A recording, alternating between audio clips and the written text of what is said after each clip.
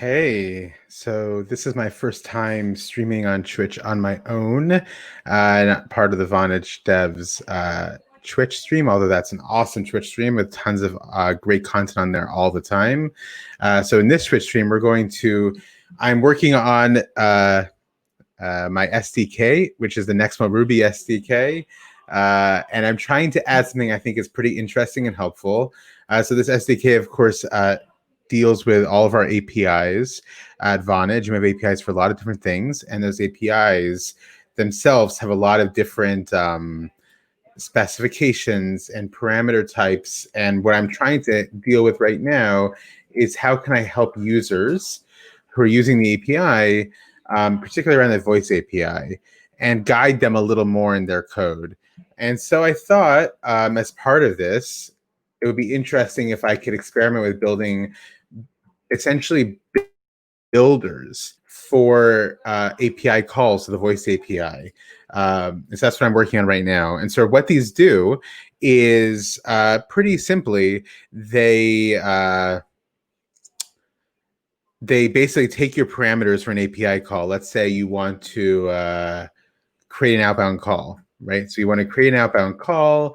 And as you can see, the create an outbound call takes out different parameters. There's a to parameter, which is an array of a string, but it can only be one string, right? There's a type in that to array, there's a type, and then a number, and then a possible DTMF answer parameter, which is not required but possible. And then there's a from object, which is an object, and then an event URL, which is an array of strings with only one item in that array, which is that string, the event URL, which you can pass or not pass into it. So there's all different kinds of things. Length timer, which is an integer. And a lot of the questions that we often field is sort of constructing these API calls with all the sort of peculiarities the API takes. So if I can help users in the SDK, and if the SDK is a whole goal is to iterate on that and produce a more user-friendly experience, and if we can do that together, why not, right? Like it gives a better experience for everyone.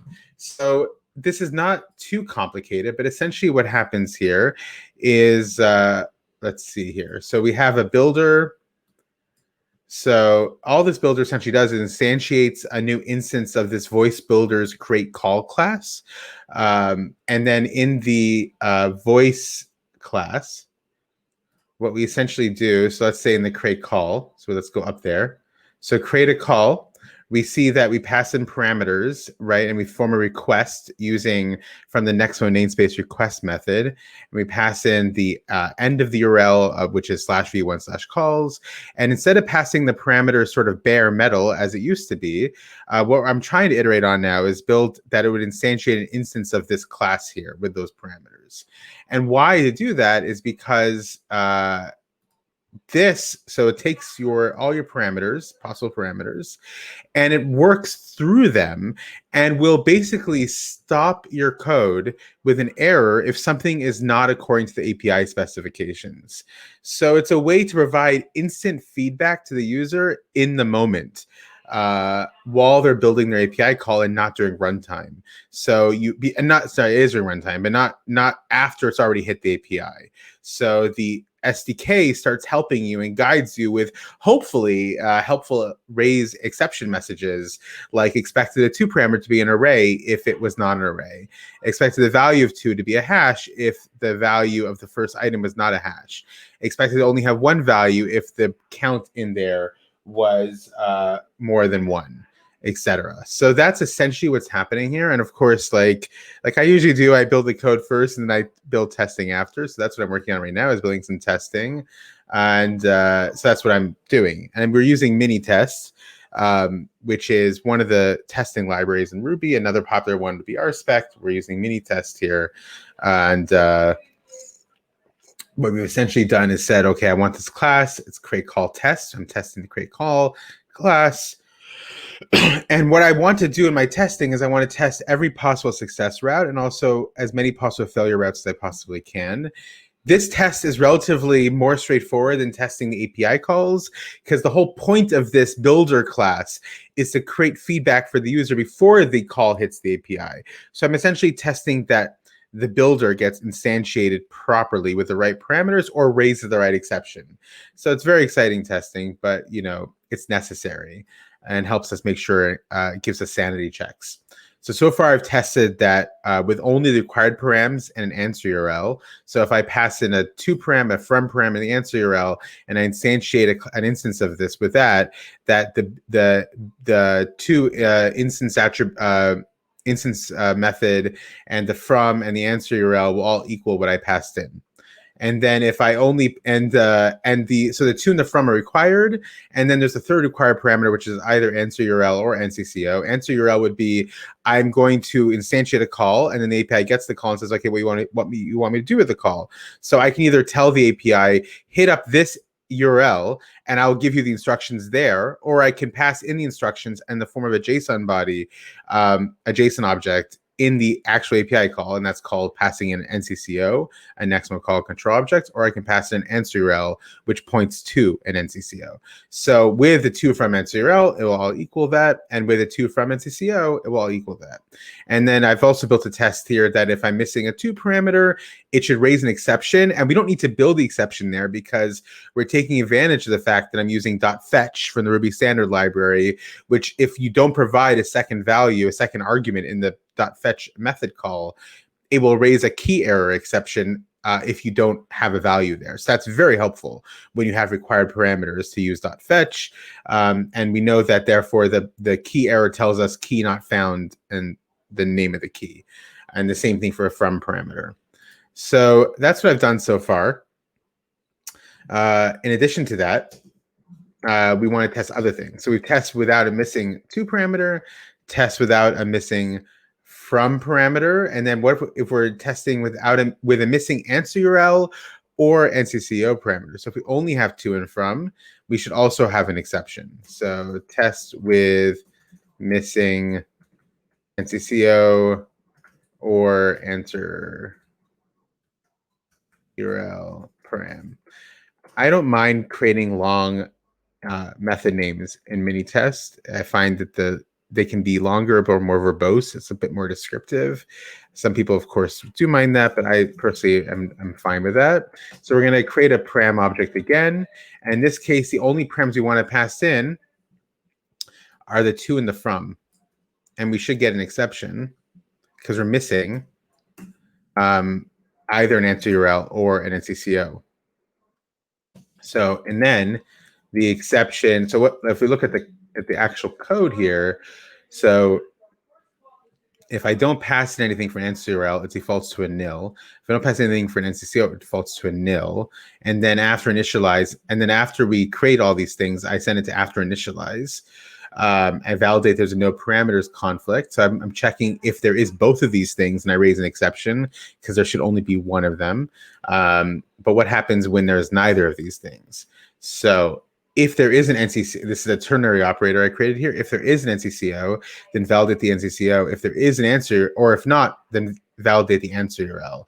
But what happens if there isn't an NCCO and there isn't an answer URL? What happens at that point? So I actually don't know what happens. I might not have coded an eventuality for that, which is one of the great reasons for testing, right? Because we can get and understand what we need to do here. Just 1 second. So we need to build some testing for that as well. So let's first see what happens, right? Because I actually don't know what happens in this case. So let's instantiate an instance of this class with those parameters. So I think it's next mode voice builders create call .new params. And then let's see what the builder is. So let's see what happens. Let's just run the test.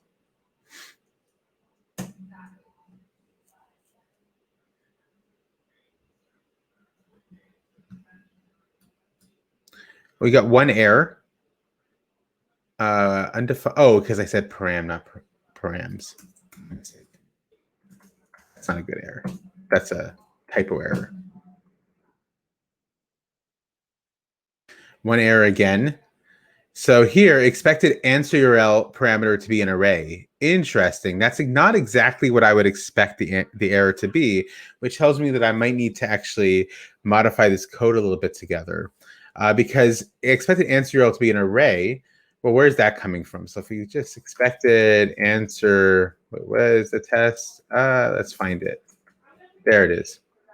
So expected answer URL parameter to be an array is from the validate answer URL param, which meant that in this ternary operator up here, if we go all the way up here, it checked, was there an NCCO? No, there wasn't an NCCO. So it went to the next, evaluated the next part of the statement, and it went to answer URL param. That's not exactly what we want here. We want another eventuality where if there is not either. So let's actually, I think at this point, we need to justify breaking it out of a ternary operator and moving it into a more of a classic if statements. So let's actually try and do that.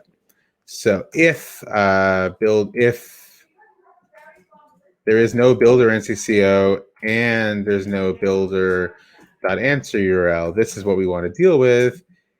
Then we want to do something. If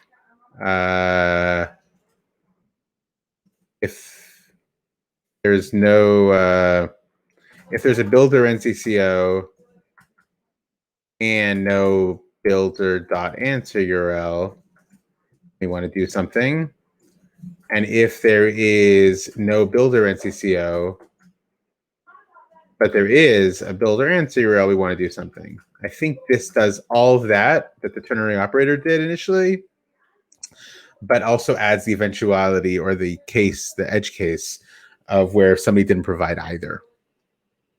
Now, if they make the API call without this parameter, either parameter, the API it won't work. The call won't work to the API, but we can't guarantee the message they get back from the API will be as helpful to them as we can be in the SDK. So if there is a builder NCCO and there isn't a answer URL, then we want to validate the NCCO param.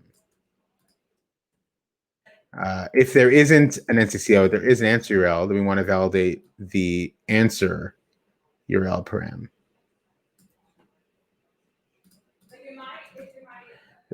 So now we can get rid of this.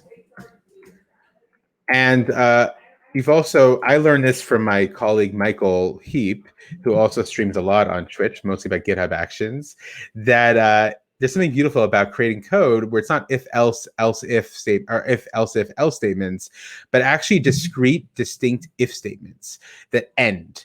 The code actually reads a bit cleaner in that context, so we're going to keep it like that. So now we need to build something here. If there is not a builder NCCO and there is not a builder answer URL, I think we can actually just raise an exception in here itself. We don't need to create another method for that. So we can say raise a client error .new, and we're going to pass in a message. And how do we just check how we do that? Yep. Okay. Let's use double quotations because we're going to also use single inside. Expected either answer URL or NCCO parameter to be provided. I think that might do it. So now if we go back to our test, so if there isn't anything in here, I can actually now use this. So I'm going to copy this and just modify it. So now we're saying the exception will, a variable we're creating called exception will equal asserting that we raise an exception with these parameters, and we're going to assert that the value of that exception, the message that's provided back to the user, is going to be this, right? That's what we're going to assert. So let's actually copy the whole thing.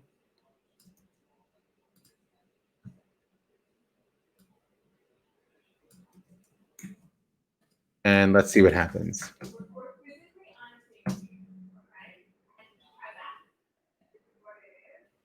And it passes.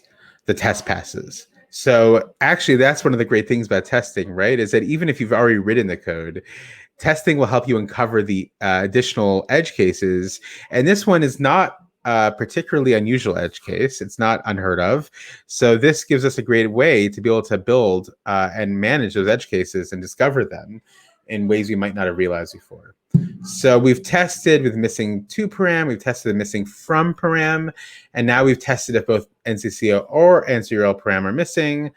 And I think now we want to test if it's missing, test with only an answer URL or only an NCCO, and make sure that that works as well. So test with, did I do that already? Let me just check. I did that already, actually. Great. So let's just make sure I remember what I've done. Test with required param and answer URL. Great. Check. Test with required params and NCCO. Check. Test with missing a to param. Check. Test with missing a from param. Check. Test with missing NCCO or answer URL param. Let's actually change that to and. It's not or, it's and. Okay, great.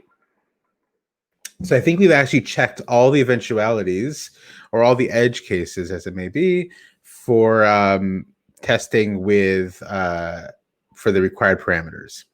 So let's actually move on to testing with some of the optional parameters and making sure that that all the details are being correctly checked. And then I think we'll build some testing to check that the data is validated as well inside the parameter. And that's the next step. But let's first build this out. There's a lot of possibilities in creating a phone call with the voice API. So there's a lot of different pathways that things can go down. So, validate required params data. Done. Oh, we should test this as well. That whether there was an NCCO and answer URL, we should expect to see this error. Great. So let's actually build that test too. We're not yet. Test with required params and both answer URL and NCCO. In this case, we've already actually coded for that exception, which is great. Let's just get one with, okay, here we go.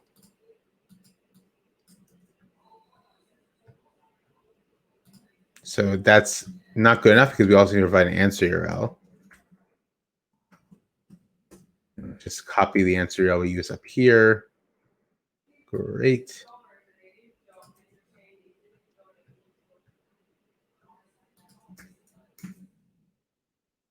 Fantastic. And then we should expect an assertion here for an error to be raised.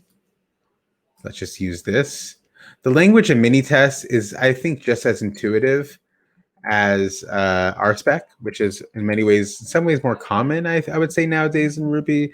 But this SDK that I maintain, I inherited it. It's an SDK. It was well built from previous people involved in Nexmo and Vonage, and so I've used what the tools are in it, and it was built with Minitest. But I find it to be pretty intuitive. So we're going to pass in these parameters, and we're going to expect that it raises an exception. And the exception we expect is actually going to be exactly this one. And actually, while I'm here, let me get rid of the period because none of our other ones have a period. Okay. And we expect it to provide this error that we're going to. There we go. That should pass. Great. 0 failures, 0 errors, 0 skips. So now let's move on to the optional parameters. Just lower that a little bit. We don't need it for right now. Okay. So in the optional parameters, as you see, I did use that same discrete if statement sort of pattern that I picked up from my colleague, Michael. So each one is its own if statement. So if there is an event URL, we want to validate the event URL parameters. So let's actually begin with that one. So here we go. So we're going to def test with event URL param. And let's actually just use that.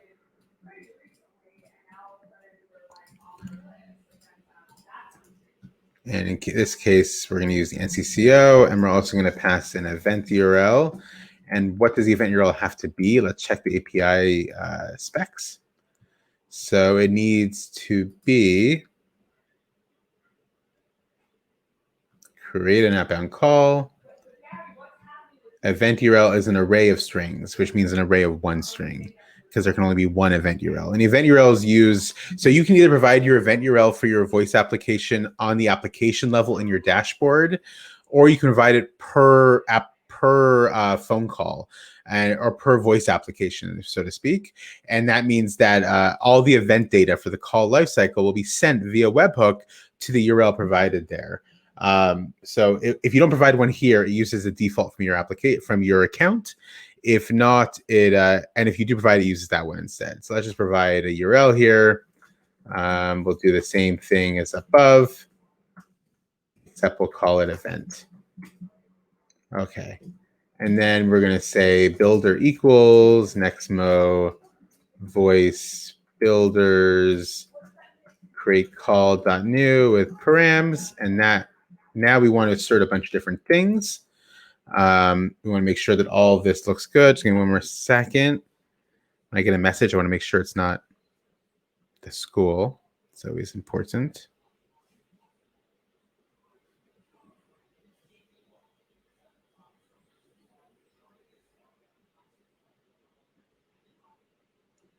Okay.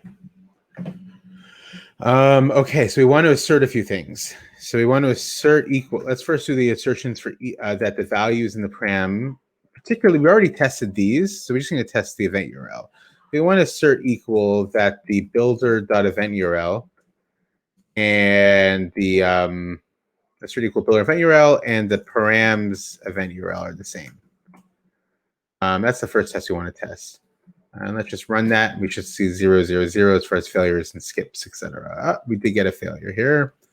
We're expecting an end. Why am I expecting an end? What am I missing? Oh, there. There we go. That should do it. And I can actually move that back there. Move that over there. Oops. Okay.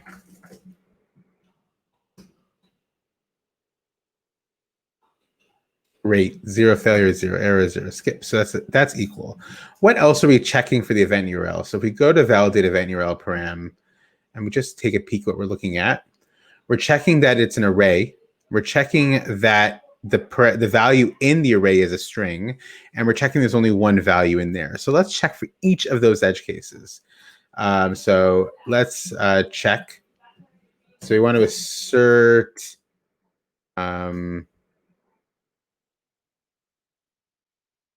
let's see here.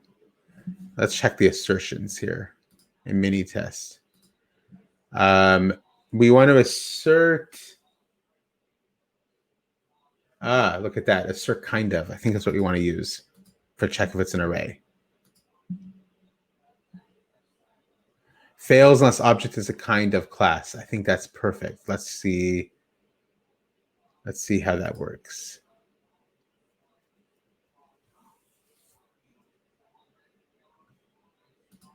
I think that'll be good. Yeah, let's try that. Okay. So assert kind of. Assert kind of. Wait, let's just, how do we use assert kind of? It didn't exactly tell us. Class object. Okay. So assert kind of array builder.event URL. So this should say that this builder event URL is an array. It should be true.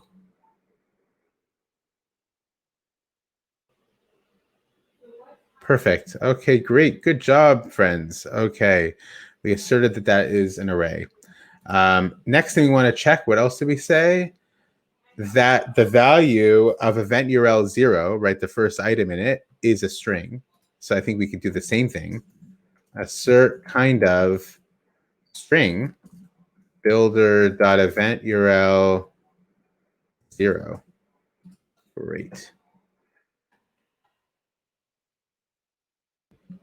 That's good too. And the last thing we want to check is that there isn't any more than one value, one item in the array. So I think we can just assert, actually, because I think assert passes when it's true. So I think if that's the case, we can just do this. Event URL dot length. is equal to 1. I think that's the method call. I think so. Yes, great. So we asserted that the length of the array is 1. There's one item. We asserted that the item in the array is a string. We asserted that the array itself is indeed an array, and that what we passed in the parameters is what was used to instantiate the instance. We also want to test when things don't go right? So we need some more there. See, we build a lot of tests at Vonage. We test a lot of stuff. Tests with event incorrect. No, a test with wrong object. Event URL. How should I phrase this? A test with event URL wrong format, wrong object type. That sounds good. That sounds good. Okay. So we take these parameters. Beautiful. And this is right, so we don't want it to be right. Let's actually just make this a string. We know a string is not what it's expecting. And here, we know this is going to raise an exception.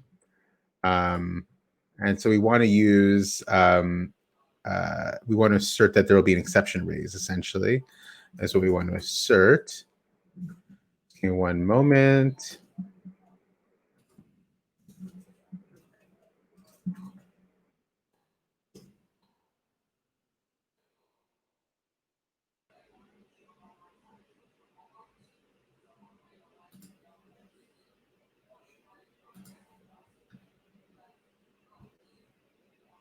Right. We want to assert that the exception raised. So it's going to be a similar method, similar call as this one here. Exactly, basically. So if it's not an array, we already have built the method to test for that. So we just want to grab the exception message that we use. So this is the exception message.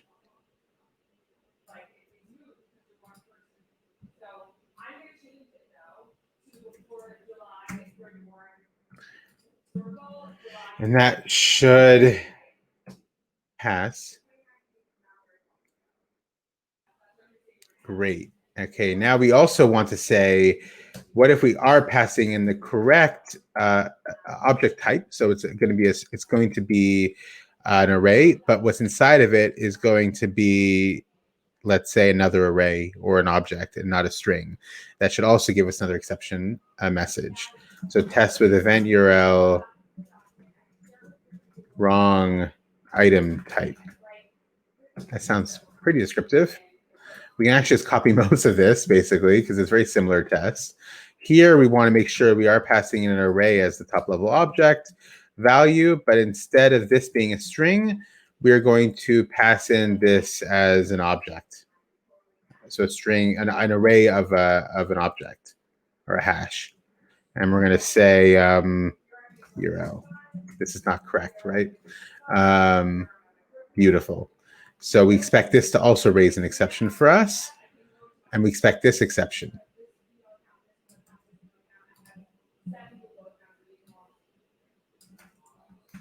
And that should pass, the test should pass. Great. And we want to test one more exception, which is that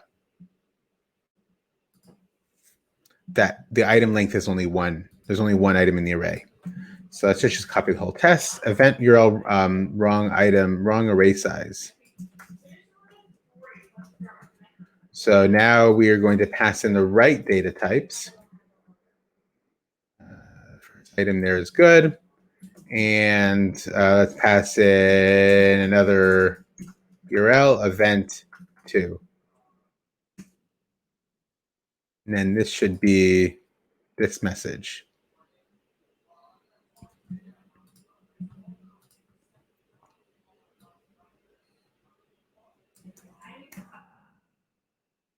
And we should check that test. And that works as well. So we've tested event URL, wrong array size, event URL, wrong item type, and event URL, wrong object type. So we've tested all the various ways in which this could be wrong.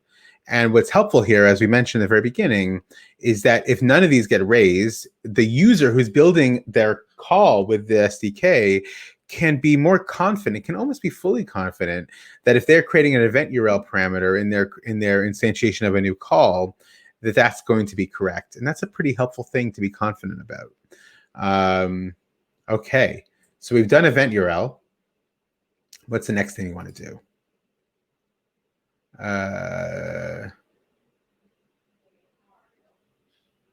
Event method.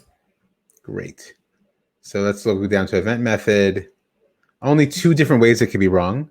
Event method needs to be a string, and it can only be one of these two strings, get or post. So let's test for that. Def test with event method. Okay, so let's pass in. Okay, let's use this one. That's a good one, because we only need to change the name of the key to event method. And we obviously cannot, we're not passing a URL here, we're passing in a string of either get or post. And this is saying that I want my event URL webhook to be reached by either a get request or a post request. You signify the HTTP verb you want to be used in this parameter value. And so this should actually pass. This should work. And we only need to assert equal that this is equal to what gets instantiated in the object. So similar to the first test for the event URL, we can go up here, find it somewhere. It is going to be right here. Very similar. Builder, but not event URL. We're not interested in that right now. We're interested in the event method. We want that to be equal to what we passed in. We also want that it to be assert kind of string, the builder.event method. And did we, I think so, yes. And that's, I think, it. That's all we really want to test here. I think that's it.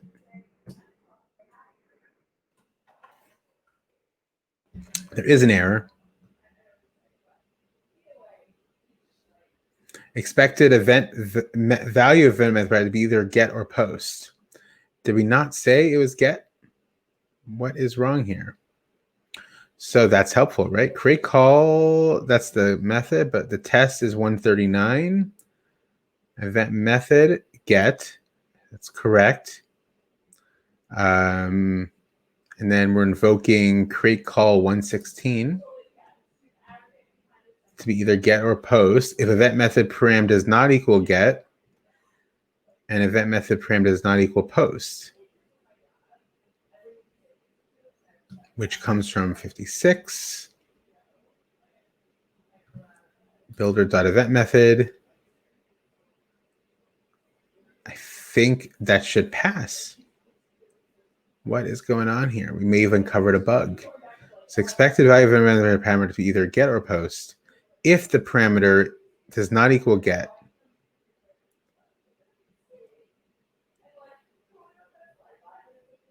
let's change this, make it a little easier to read syntactically. Unless event parameter equals get or event parameter equals post. I think it should be the same thing, but it's a bit easier to read. Now it's 0 errors. Okay. That's interesting. Why would the if, so we had it before as if does not equal get. Oh, because I was saying it had to be anything but get or post. That was a coding error. So that test helped to uncover that. Great. Beautiful. And now we want to test for the edge cases. So def test with event method,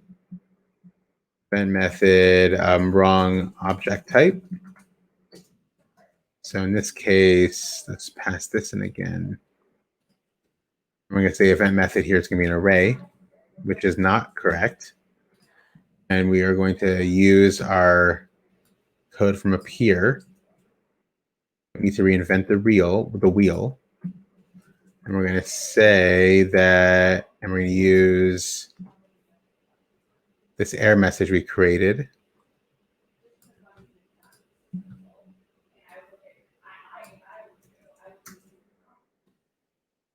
Should be good. Yep. And then one more thing we want to test an event method is test with event method wrong value. So here we know that the value can either only be get or post. So we're obviously going to pass in something that's not get or post. Let's pass in another verb, put.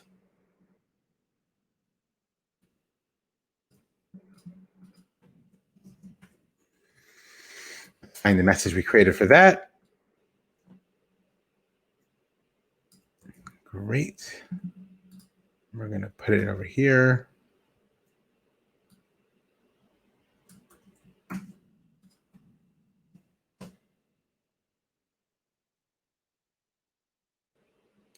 Fantastic. So now we've tested the event method, we've tested the event URL, and all the ways that they can go wrong, all the edge cases for them. What's the next thing we want to test? The ringing timer parameter. And what do we know about the ringing timer parameter? If we look over here, it's integer, which can either be between the numbers 1 and 120. And this sets the number of seconds that elapse before Nexmo hangs up after the call state changes to ringing. So knowing that, what do we build a test for? We build a test saying that it needs to be an integer and the number has to be between 1 and 120. So if it's less than 0, no, it should be less than 1. Or is less than 1. And this should also be less than 1 for the next one. Or it's greater than 120, then it should raise an error.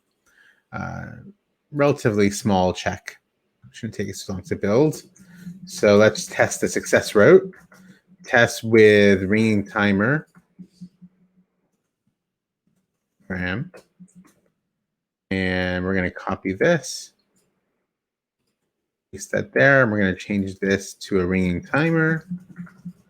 And we're going to pass in something correct. So let's say 30 for 30 seconds. A long time for the ringing to happen on a phone call. But let's just say that. And then we are going to use what we've had before. Right up here. We'll change a few of those values, of course. So we want to assert that this is equal to not event method, but ringing timer. And we also want to assert that it's a kind of integer, not a string. Those are the success routes. And I do see one error. What's our error? Undefined method validate. Validate. Look at that. A typo. Create call RB 60. Look at that typo. Can never not have a typo. 0 failures, 0 errors, 0 skips. Great. May all of our test failures be some simple typo that takes 1 second to fix. Now we want to test the 2 fail routes. So test with ringing timer. How do we frame that phrase? Ringing timer, wrong object type. So in this case, we're going to use this again, the parameters object. And we're going to say 30 as a string, which we know is not correct. So we know that we should get an exception. So we're going to use this up here to modify. And the exception we should get from a ringing timer is this one, expected ringing time parameter to be an integer. So if we go back over here and let's get rid of this message from the other one, there, it should pass the test. Yes, it does. And the last thing we want to test is that the values are between the permitted values. So test with ringing timer incorrect too small value. We need to test too small and too large. So let's copy this again. We're going to change this to 0. And we're going to take this. And what's the error message? Between 1 and 120.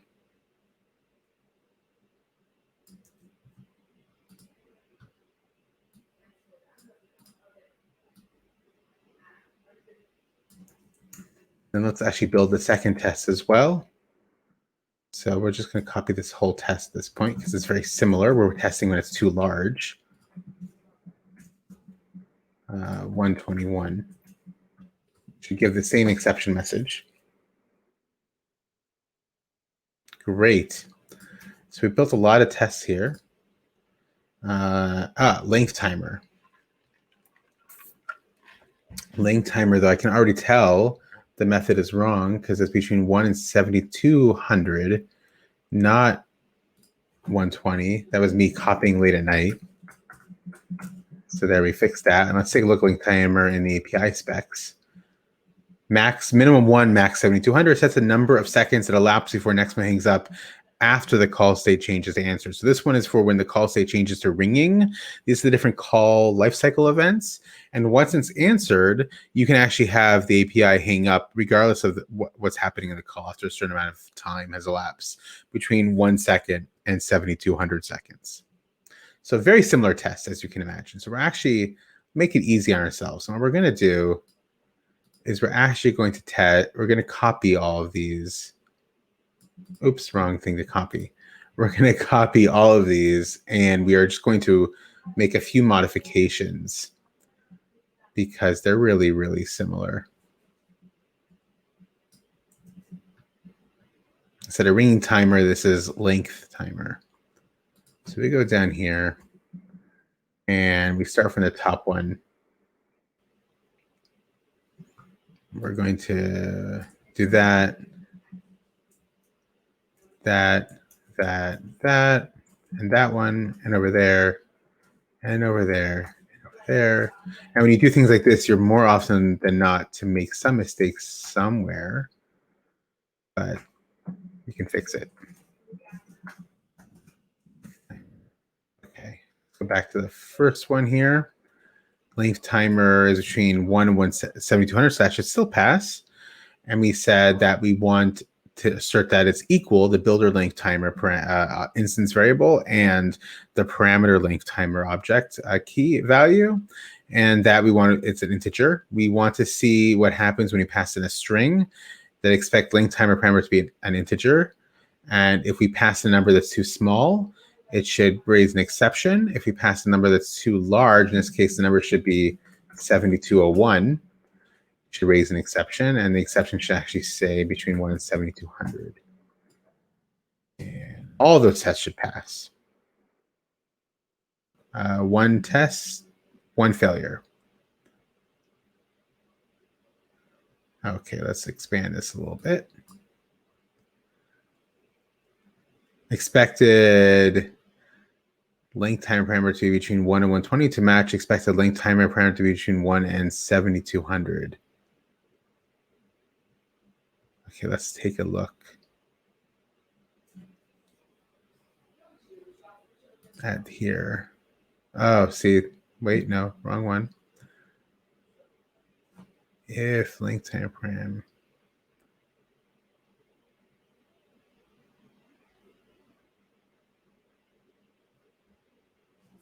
What's the problem?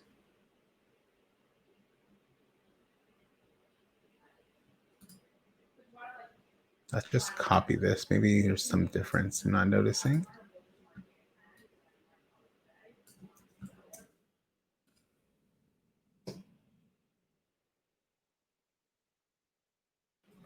Still have a failure.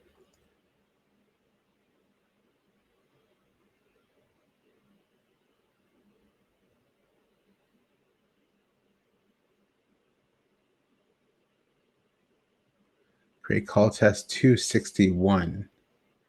Oh, okay. This is the issue. There we go. That should do it. We need to look at the right test. Great. So now we've done the test for those as well. Length time, ring timer, event method, event URL, answer URL, NCCO, from, to. We still need machine detection parameter. And I believe that might be the last one we need to test for. Machine detection. Let's take a look at the AP. Let's find it first in here. We're testing that it's not, that it is a string. And we're testing that it's either the value of continue or hang up. And what does machine detection do? Let's take a peek. Configure the behavior when Nexmo detects that the call is answered by voicemail. If continue, Nexmo sends an HTTP request event URL with a call event machine. Hang up ends the call. Okay, and then the value is a string. Great. So, and this is called machine detection. So we can actually, this is very similar tests to the get and post requests with the event method requests. So if we go and find those tests, we can actually reuse them instead of recreating it all over again. So starting up here, and then that's testing the wrong value, testing the wrong object type, and this is testing the actual correct success route. So we can actually reuse this test down here for machine detection. If we copy it, and here, event method, we're going to change that to everywhere.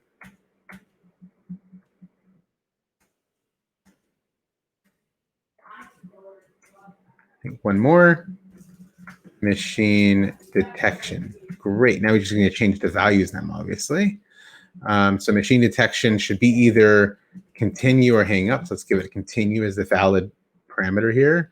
Expect machine detection parameter to equal the parameter, the value to equal the value. Expect it to be a string that should pass. Here, it's the wrong object type. Let's just give it hang up, but it's still an array. It should not pass. Expect value of machine detection parameter to be a string. Let's just see if that's the, yep, great. And then lastly, wrong value. So that's the wrong object type. This is the wrong value. It can be either continue or hang up. What if we passed and said transfer? We don't have a transfer action for machine detection. So this, we need to create, copy the error message we created for it. Over here.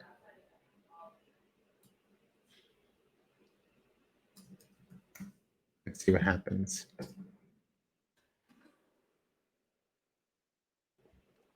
And they all pass. So we've essentially created a lot of tests, if you can see. We went from no tests for this one builder of creating a call to over 300 lines of testing. But by doing so, we have made sure that our code works. And we've actually uncovered a couple either typos or small mistakes in the code. And we actually also uncovered an edge case that we didn't properly anticipate for in the code by building a test. So whether you're building the testing first and building the code to match the tests, or if you're doing perhaps the less ideal method of building the code and then writing the test after, either way, it really helps you uncover some of these things and make sure your code is doing as you intended to do. I hope this was helpful, and until next time, have a great day, everyone.